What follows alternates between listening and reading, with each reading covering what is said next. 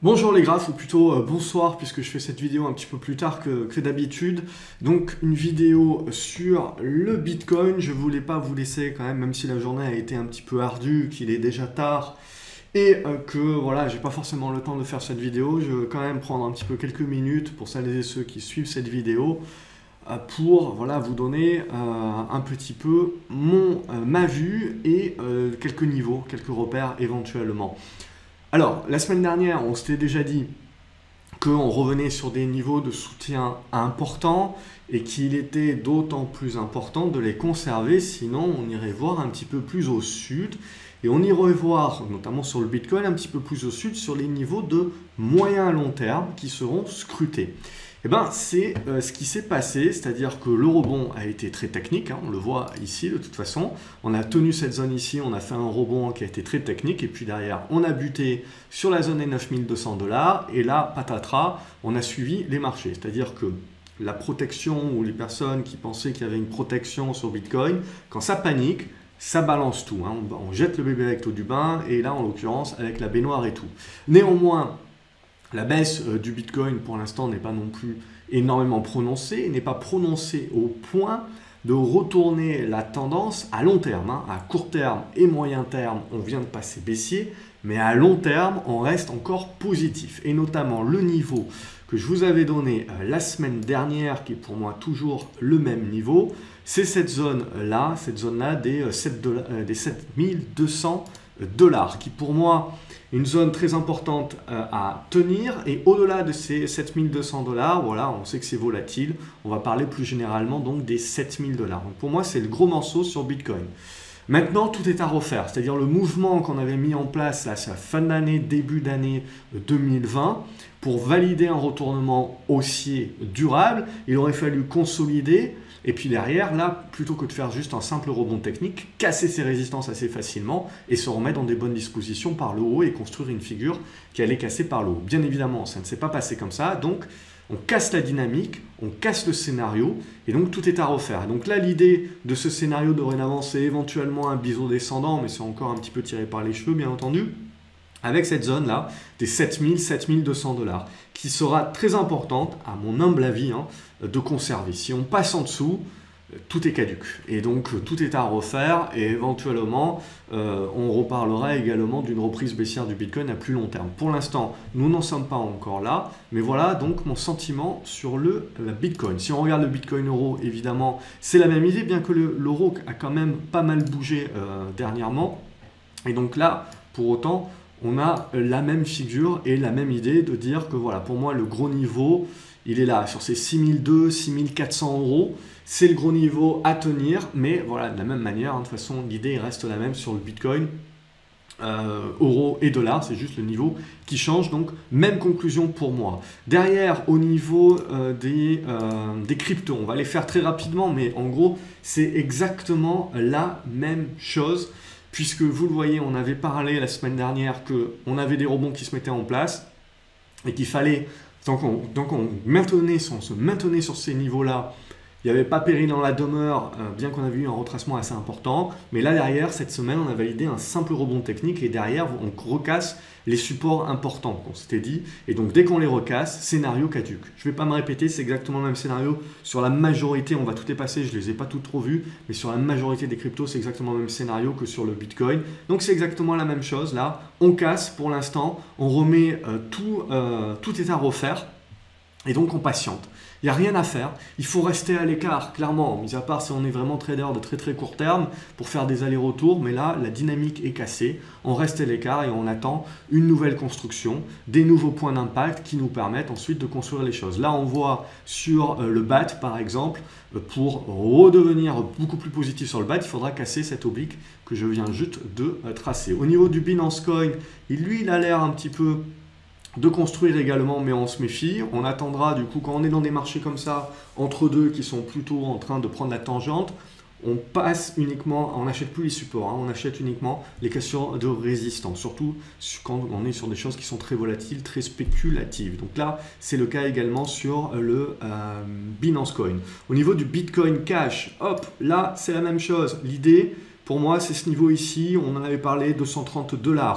ça serait un bon niveau, 230 $, 220 $, ça sera important de tenir. Sinon, voilà, et on va continuer la construction, on en reparlera. Mais voilà, court terme, moyen terme, c'est niet. Long terme, il y a encore, entre guillemets, de l'espoir. Mais voilà, on va revenir sur des niveaux qui sont assez importants, qu'il va falloir prouver tenir. C'est ça qui va être le plus important. Cardano, c'est la même chose. Pour moi, le niveau important à tenir, je ne vais pas très bien tracer, vous l'avez compris, c'est la zone des 370. Au niveau du Cosmos, là, par contre, pour moi, c'est un retournement global. Alors là, il y a la zone des 2,30 éventuellement qui peut être assez intéressante. Et 2,70. Mais bon, voilà, quand je vous donne des zones, ça ne veut pas dire d'acheter les supports, bien entendu. Je vous donne des zones de support qui sont intéressantes pour qu'on observe comment les choses se mettent en place. Mais sinon, d'un point de vue moindre risque, investisseur, spéculateur de moindre risque, on ne revient pas pour l'instant tant qu'on ne va pas redépasser les anciens supports et qu'on ne va pas, qu'ils deviennent résistants et qu'on ne va pas les recasser à la hausse. C'est aussi simple que ça. Au niveau du Dash, c'est la même chose. On a cassé les gros supports. On va chercher un petit peu plus bas. Éventuellement, cette zone des 60 $. Au niveau des hausses, pareil, on a cassé à la baisse. Et là, on revient sur un premier niveau de support déjà, et 2,80 $. Est-ce que ça sera suffisant ou pas? On ne joue pas aux devinettes. Au niveau d'Ethereum, c'est la même chose. On a cette zone des 194, 190 $ pour arrondir.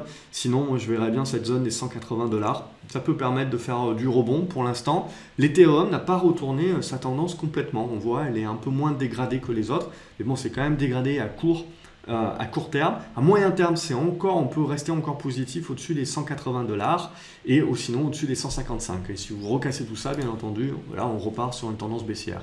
L'Ethereum classique également tient sa grosse zone pour l'instant des 6,40 $. Donc voilà, gros support sur cette zone-là. Évidemment, si ça lâche, on reparlera des 5,30 $. Et là aussi, on fera du mal quand même à la tendance. Au niveau d'Horizon aussi, ça souffle. Bon, j'aurais plutôt tendance à dire qu'on est déjà là sur un bon premier niveau, assez intéressant. Sinon, en dessous, vous avez la zone des 7 $. Là aussi, il faut laisser un petit peu plus construire. L'IOTA, c'est mort pour l'instant. Il n'y a pas grand-chose de plus à dire. Le Litecoin, c'est pareil. On est en train de casser un petit peu tous les supports. Alors, bien sûr, vous avez encore des supports là, notamment cette zone des 45 $. Pour des rebonds court terme de spéculateurs, pourquoi pas. Mais voilà, on a fait très très mal à la tendance pour l'instant, donc il faudra attendre une meilleure construction pour la suite. Le Monero, c'est la même chose. Éventuellement, là, on voit qu'on arrive sur une zone qui réagit, la zone des 52 $. Sinon, ça sera potentiellement cette zone des 47 $. Mais là aussi, on a fait du mal, on a fait du tort à la tendance. Neo, c'est pareil. On a fait pas mal de tort à la tendance. Donc, on laisse construire, on laisse vérifier quels sont les supports. C'était Neo, pardon. Là, Nano également, elle est déjà repartie pour moi en mode tendance baissière. OmiceGo, OMG, c'est pareil. On laisse tomber pour l'instant, on laisse faire les constructions. Kutum, c'est pareil, ça se ressemble. Ça, c'est une action. Ça aussi, c'est une action. De toute façon, c'est dans le même topo. Ripple, pareil. Donc, on voit, on avait tenu cette zone ici. On fait le petit rebond. Rebond qui n'a pas été capable de passer, et là derrière vous recassez les supports, votre stop il devait être clairement là. Derrière on casse tout, voilà, tout est à refaire également sur Ripple. Là on voit, on arrive sur un premier niveau de support, là les 19,80 éventuellement, en mode dernier rempart. Si ça lâche, derrière on laisse faire. Stellar c'est pareil, on va laisser faire sous les 470, c'est un mode un petit peu dernier support là. Qu'est-ce qu'on a d'autre? Tezos, c'est la seule qui tient légèrement mieux, évidemment, elle était dans une meilleure tendance. Bien entendu, là, elle corrige un petit peu comme les autres. Mais pour l'instant, c'est la seule qui reste dans une tendance haussière de moyen long terme. Après, pourquoi pas revenir sur la zone des 2 $, ça peut donner un niveau de soutien. Pour l'instant, en tout cas, ça reste une consolidation corrective sur Tezos dans un aspect moyen long terme. C'est la seule d'ailleurs. Tronix, pareil. C'est mort, on est en mode rebond de dernier rempart. Waves encore, ça va. C'est la zone des 1 $, en mode 90 centimes de dollar, 1 $, en mode dernier rempart support. Je peux nettoyer un petit peu mon graphique au passage. Sur cette zone-là, donc ça là, ça va encore un petit peu. Le Zcash, elle aussi, ça va encore un petit peu, mais il va falloir se réveiller. Là, on voit sur la zone des 39 $ que je vous avais donné la semaine dernière, donc on réagit dessus. Mais là, c'est la même chose. C'est-à-dire qu'il y a deux choix qui s'offrent à vous. c'est soit on achète le support, mais évidemment c'est à vos risques et périls dans une situation comme ça si ça ne tient pas. Mais bon, au moins il faut mettre des repères et donc tout de suite avoir un stop court. Ou alors là on se dit pour l'instant on laisse construire, on laisse faire tout ce qui se passe sur les cryptos et le bitcoin et on attend éventuellement qu'on se mette à recasser les résistances et du coup qu'on se remette dans des bonnes dispositions. Et là on sera à nouveau moins de risques. Du coup on va passer aux actions maintenant et bien entendu ça peine. De toute façon on s'était déjà dit la semaine dernière, hein, c'est du simple rebond technique, ça va être très moche quand ça va casser par le bas et donc on laisse tomber. Donc là, Bitcoin Group, on laisse tomber, ça a cassé par le bas. Le trust de Grayscale Bitcoin, c'est pareil, on laisse tomber avec un gros gap ici. Donc on laisse tomber, mais du coup, ça ressemble énormément au Bitcoin. Donc il y a fort à parier, vous voyez que dans cette zone-là des 8 $, on va trouver du soutien. Mais il faut se méfier, c'est peut-être que du soutien pour du rebond technique, c'est ça qu'il va falloir observer, la force du rebond. Et si jamais on casse ce niveau-là, ben on abdique là, et pendant, je pense, de longues semaines, voire de longs mois, on n'aura pas grand-chose à se mettre sous la dent, et il faudra encore parler d'observation, de construction, bref. Tout ce que met du temps à se construire. Riot, c'est pareil, regardez, on avait mis en place... J'avais tracé cet oblique, moi j'avais quasiment abandonné le trade, j'aurais dû abandonner tout le trade sur la cassure de cet oblique-là. Derrière, on a mis en place le rebond technique, hein, rebond parfait en mode pullback sur l'ancienne oblique, support devenu résistance, et puis derrière, boum, ça crache. Donc là, tendance baissière re-enclenchée, donc on laisse tomber clairement, et Marathon, ça a dû faire exactement la même chose, c'est la même idée. Hein. Marathon, on voit, boum. Voilà, il y avait l'oblique, cassé à la baisse, on fait un petit pullback et là derrière on va chercher plus bas. Donc là aussi, valeur Bitcoin, on voit, il n'y a rien à se mettre sous la dent. Et Blockchain Group, ben, on est en train de jouer avec le feu, hein, c'est le mode dernier support là aussi. Et de toute façon, comme sur les Bitcoins et les cryptos, ce qu'on en attend maintenant éventuellement pour faire vraiment du pur moins de risque, c'est d'avoir des constructions et des cassures de résistance à la hausse. Tant qu'on n'a pas ça, on laisse le bébé se faire jeter avec l'eau du bain et la baignoire avec. Et on patiente tranquillement, surtout que c'est très spéculatif, très volatile. Donc à moins d'être trader vraiment de très court terme, en mode moyen-long terme, pour l'instant, tout est caduc, tout a été remis en question et donc on est clairement en mode attente. Voilà pour cette vidéo, pour cette semaine. Rapide, hein, mais j'espère vous avoir dit l'essentiel. Il est urgent d'attendre, de fermer les écrans potentiellement et de vaquer à vos occupations en attendant qu'on ait des constructions un petit peu plus matures et des supports qui prouvent tenir et des rebonds qui prouvent être forts. C'est ça qui sera le plus important donc à observer sur ces prochaines séances. Je vous souhaite une excellente soirée. Merci d'avoir regardé la vidéo. N'hésitez pas à mettre un pouce en l'air si ça vous a plu et que vous voulez, que ça me fait toujours plaisir tout simplement de voir quelques pouces en l'air sur la vidéo. Je me dis au moins que ça sert. Je vous attends dans les commentaires si vous avez des questions, des analyses à partager, votre avis également qui peut être différent du mien bien entendu. Comme ça permet de rendre la vidéo la plus exhaustive possible pour l'ensemble des spectateurs et lecteurs, donc des commentaires. Abonnez-vous à la chaîne, comme ça vous ne loupez rien. Et je vous dis à la prochaine vidéo. Excellente soirée à vous les gars, salut.